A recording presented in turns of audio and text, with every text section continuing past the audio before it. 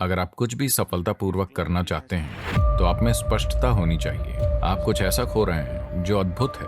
आप देखेंगे कि इससे आपकी काम करने की क्षमता में एक जबरदस्त अंतर आएगा। आखिरकार जो कुछ भी आप अपने जीवन में करना चाहते हैं उसे लेकर आप में कितनी स्पष्टता है, इसी से सब तय होता है। हमेशा ऐसा होता है, हाँ या ना?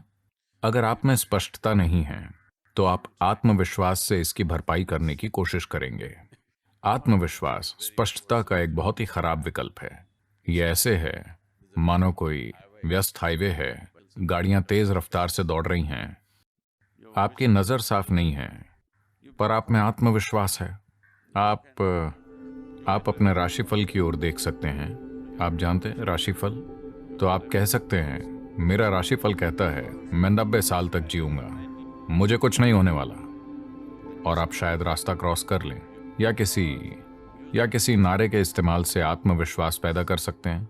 आप जय श्री राम कह सकते हैं, आप अल्लाह अकबर कह सकते हैं, हेल मैरी, जो भी आप चाहें, जो भी आपकी मदद करता हो।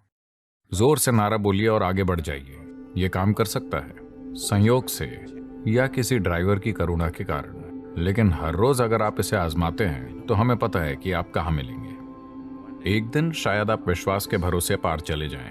तो आत्मविश्वास स्पष्टता का विकल्प नहीं है। अगर आप कुछ भी सफलतापूर्वक करना चाहते हैं तो आप में स्पष्टता होनी चाहिए, है ना?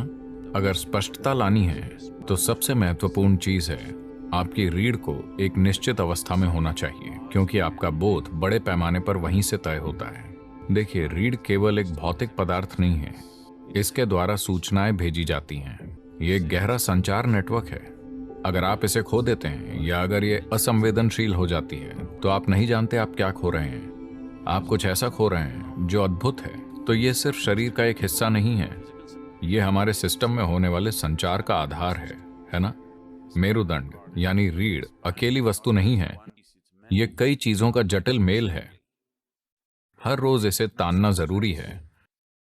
अगर ये खुद में घुस जाए तो रीढ़ की संचार क्षमता आमतौर पर खो जाती है। तो ये योग नमस्कार रीढ़ के कमर के इलाके को जबरदस्त तरीके से सक्रिय कर देता है। ये रीढ़ की मांसपेशियों को मजबूत करता है, रीढ़ को ताकतवर बनाता है, ताकि उम्र बढ़ने पर रीढ़ के झुकने से जो नसों में दर्द होता है उससे बचा जा सकता है।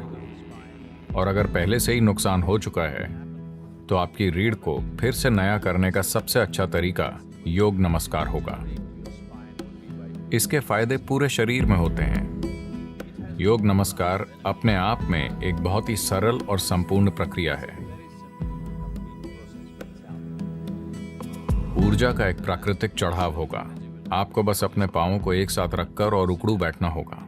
तो उकड़ू बैठना सबसे अच्छा है अगर आप अपने पंजों को एक साथ रखकर बैठ सकते हैं।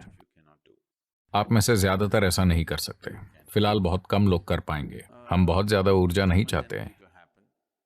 तो अगली सबसे अच्छी चीज है कि आप अपने पैरों को कंधों की सीध में रखें, उतनी ही दूरी पर जितनी आपके कंधों की चौड़ाई है। आप 21 बार कर सकते हैं। 21 करने के लिए एक अच्छी संख्या है।